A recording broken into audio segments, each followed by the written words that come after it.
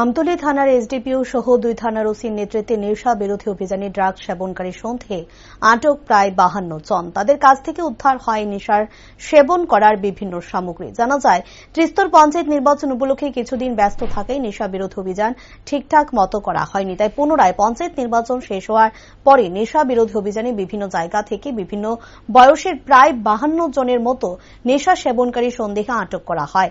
এতদিন ধরে নেশা বিরোধী অভিযানে সাফল্য পেয়ে আসছিল পুলিশ প্রশাসন, তবে এবার থেকে আরো জোরদারভাবে কাজ চালানো হবে বলে জানা যায়।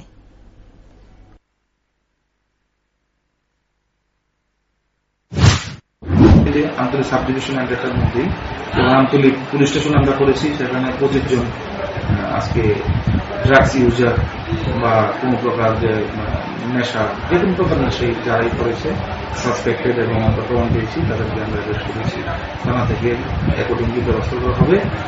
এদিনগর থানাতেও 25 জনের মতো হচ্ছে। তো আপনারা দেখলেন যে এদের মধ্যে ড্রাগস ইউজার আছে, কম বয়সী আছে, মধ্যবয়সী, বিভিন্ন বয়সী আছে।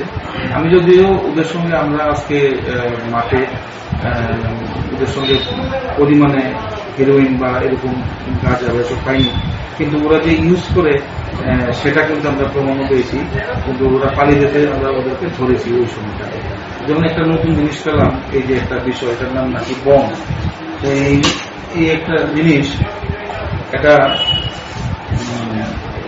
এটা দিয়ে কিভাবে গাঁজা সেবন করে সঙ্গে কিভাবে, ওটার নাম বমের তুর্কিশ নাকি একটা মেশিন, এটা আবিষ্কার হবে।